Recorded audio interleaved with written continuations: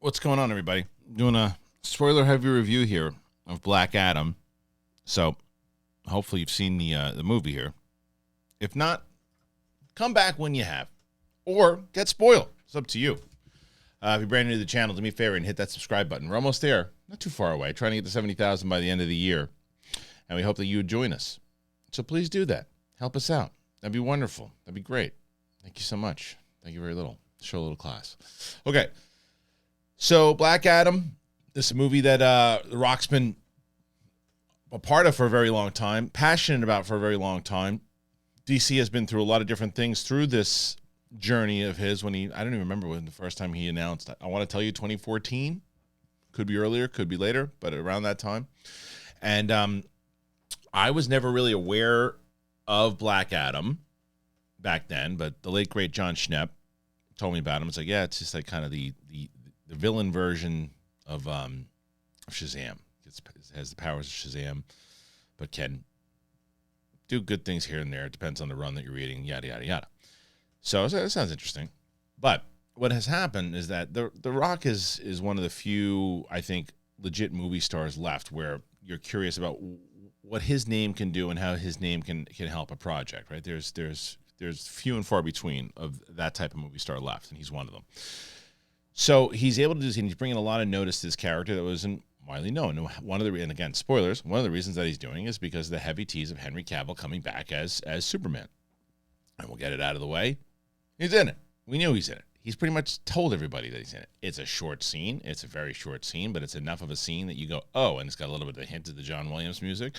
And he got him back. And from what people are saying is that scene was shot only like a couple of months ago. So the deal wasn't done when people were trying to get Cavill. Why isn't Cavill showing up at Comic-Con and all that? Apparently the deal wasn't even done. The Rock's been trying. That's what he told people, kind of, as much as he could in interviews, take it easy. I'm working on it. He worked on it and he got it, because this is kind of reshaping what the DC universe is. So Black Adam, the score is absolutely incredible, by the way. I've been listening to it in loop. Now, as I've told people in non-spoiler, and I say here, like I feel like this is more of an audience's movie, more so than a critic's movie. And I'm speaking as an audience member, because I had a lot of fun with this movie. I thought this movie was a blast to watch. It is a little bit paint by numbers. You do see certain things that are predictable. I think it's over stylized at times. I think there's too much slow motion, for sure. I think that there's sometimes that the humor doesn't hit. But I was entertained the whole entire time. I was just entertained by it, and I think it's one of those movies, as I said, again, in my non-spoiler, it feels like a late 90s kind of action movie that is kind of a paint by numbers, but I don't think that there's anything wrong with that if the paint by numbers is entertaining. Now, if you weren't entertained, you probably didn't like the movie. But if you're entertained, like I was, you might really enjoy this movie. And that's, I want to see it again. Black Adam wakes up 5,000 years after being imprisoned in this, well, we don't know he's in prison. We didn't know what happened to him, but turns out he was imprisoned. He's put in there, and he's freed in a time of despair. It looks like our one of our protagonists she's about to get taken out by the bad guys. And what happens? Black Adam comes in, speaks perfect English, and then kills everybody. And that's what I liked about it. It's just like, okay, they were wondering how brutal it's going to be. This movie was almost rated R. You can see why. There's a lot of kind of brutal slangs, brutal deaths. And it's like Black Adam just kind of gets off on just taking fools out and doing it in very creative ways. And when he first breaks out of the tomb in this slow motion, and that's kind of what I'm talking about. John Serra, who directed it, there's times I feel like, oh, that style works so well for the scene. And there's other times I'm like, this guy just watched 300 last night, and he wants to do this? Because there were times like when he breaks out of the tomb and he's taking these guys, the mercenaries out, and then it's like, okay, now let's find another creative way through style to do this, as opposed to furthering the story. And again, it didn't bother me that much. It was just noticeable. But Black Adam gets out, does get hurt briefly, and they take him back and stick him in the kid's room. How they got him back, and who knows? Doesn't matter. They got him back. They put him on the bed. He's laying on the bed, breaks out again. Loved the relationship with the kid. Didn't think I was going to. I thought it was going to be one of these things where the kid was going to be like, okay, you know what? Don't be a bad guy, be a good guy because this. Kid's like, nah, kill them all. That's fine. And I liked that once the Justice Society of America got involved, it was this interesting position it puts the audience in, because traditionally we are always saying, okay, those are the good guys. There's Hawkman, there's Dr. Fate, there's Atom Smasher, there's Cyclone. We're supposed to be, let's root for them. And you don't know if you really want to, because everybody that Black Adam has taken out, even though people are saying, and again, I'm not familiar enough with the comics, so I can't tell you if I think there was one run where he was just pure evil, and then he went into the anti-hero side of it. I don't know enough about it, but this is like the people that he's taken out. It's like, you're like, oh, you probably could have put that person in jail, or probably could have kept them alive, but I don't know, no skin off our back. They're probably really horrible people. And as you're watching that, the audience feels, and it's not the audience, the people in the hometown feel that way too. They're cheering Black Adam and they're booing the Justice Society, and it's an interesting position. And I thought that, by the way, Aldous Hodge is absolutely wonderful as Hawkman. What a great chemistry he had with Dwayne Johnson. And there's this battle where he is that traditional good guy and wants to give it done. He's the leader of the team. He's very serious, and there's this relationship again with Dr. Fate, Pierce Brosnan, which, again, one of my critiques is that the predictability of it all. Did anybody not think it was Dr. Fate that was going to die? When he's like, someone's going to die. Well, it's you. We know it's going to be you. Does anybody? But they're showing you that it's Hawkman. It's not Hawkman. I thought that Noah Centineo. I like this kid. I think he seems like a nice kid.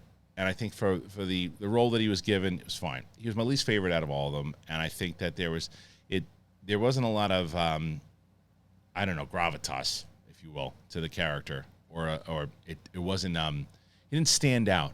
I thought Cyclone stood out. I really liked Cyclone. Quintessa Swindle. I wanted more of her. I didn't think that they were developed enough, but when they were on, I liked it, and what I liked was that a lot of times, I think the difference when you look at something like when Man of Steel came out, which I loved, and then instead of doing a Batman Ben Affleck standalone movie, they rushed Batman v Superman with these two iconic characters that they could have built out a little bit more, and I thought it was handled not great. Actually like the Batman v Superman extended cut a lot more, but nonetheless, I do think Batman should have had his own movie. Wonder Woman had that movie first, then you team them all up, whatever it might be. Either way, I didn't feel that way with this movie, because I don't think these characters aren't as well known as Batman, Wonder Woman, and Superman. These are newer characters, so when they're introduced inside of this movie and they work their way together, it makes me more interested. I love to see a Hawkman movie now, and I also think that's a lot because of Aldous Hodge and what he brought to the role. But even that that first battle, that's the thing, is that this movie is a pure adrenaline rush. And I could see a critique from a lot of people going, well, there's not a lot of story. It's just fight. Sure. I think I like that sometimes. Sometimes I really want to watch House of the Dragon. Sometimes I really want to watch Andor. And sometimes I really want to watch people just boom, boom, boom, boom, go. And I think that there's an appetite for it. I think there's a need for it. This isn't a full, detailed story. If you went to the bathroom for a second and came back, you wouldn't miss much. It's okay sometimes. I don't think this is a dumb movie. Like, there's some movies I'll say, you just smash yourself in the head with a hammer and watch it. It's not that kind of movie.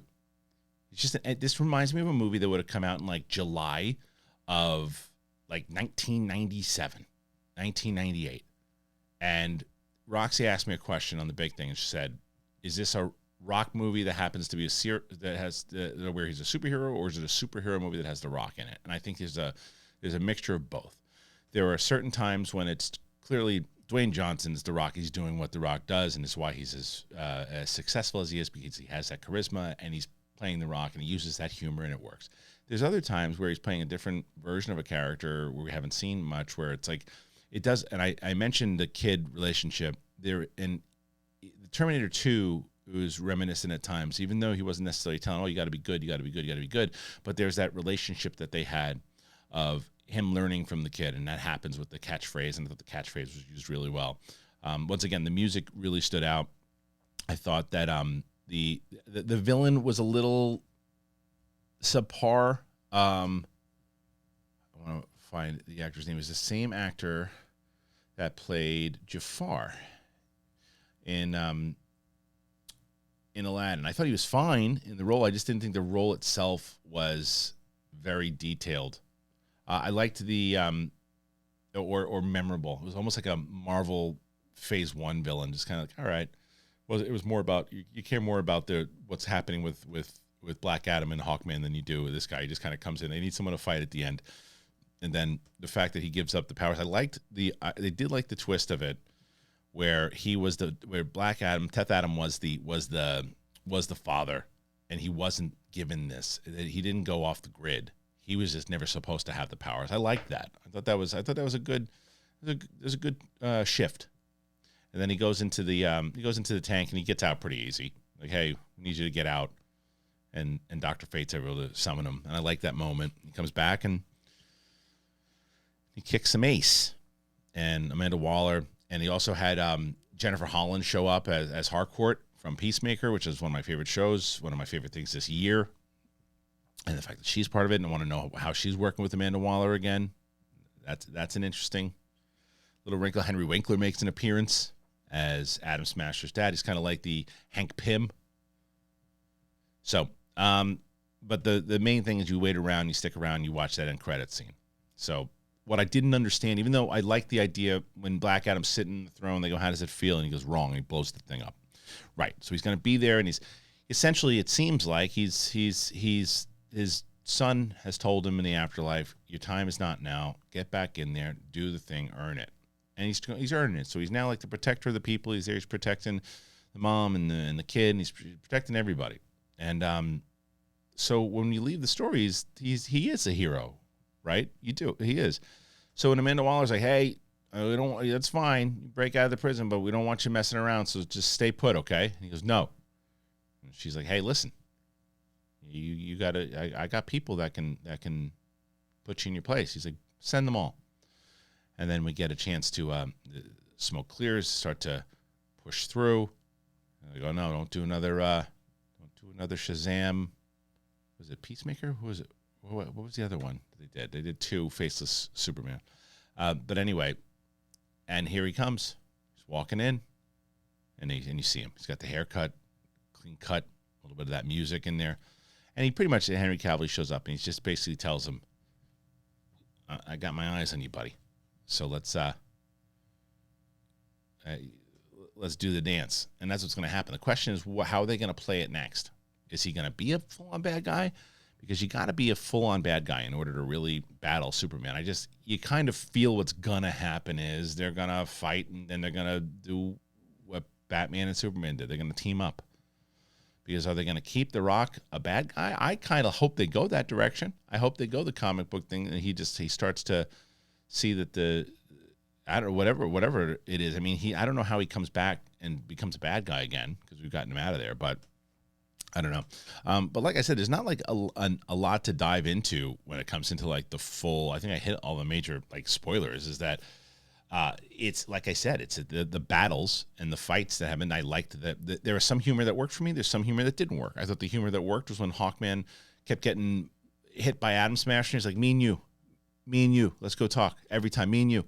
I really liked, I really liked the uncle in the movie. I liked him, and I thought he's got great charisma. I thought some of the jokes didn't work. Some people are going to like this, but when he's sitting in the car and he's singing, I thought the choice of the song, it wasn't working. I'm like, I see what they're trying to do here, and I get the bit, but I'm not laughing. And maybe this is me. Maybe you guys love the bit. I don't know. But there's other things that he did that I thought were great. When he was like, you're not going to die this way. You're going to die by electricity. He's like, I want to die by electricity. I'm good. He's running around. I thought he was great. But like I said, it was just a nice throwback film to watch and say, I'm just going to the movies to watch a movie, and just it's pure escapism. That's what this movie is. It's escapism. And I think that sometimes you need a movie like that. Sometimes you need a movie that's really deep, make you emotional, make you think. This is a movie I wanted to go and say, hey, just watching Dwayne Johnson smoke a lot of fools, in a creative, stylistic way, sometimes too stylistic. But I dug it. What'd you guys think? That's it. That's the review today. We're going to do a full spoiler discussion with Coy Jandreau. He's coming in, and we'll have that on Monday. And I might do a little breakdown of the scene that'll come out tomorrow on the channel. That'll be a short video, but either way, I hope that you enjoyed it. I really want to know what you thought of it overall. Please make sure that you subscribe. Hit that subscribe button. It helps us out tremendously. And again, I hope you dug it. I hope you liked it. I hope you liked the movie. Let me know. Comment. This is Black Adam. See you next time.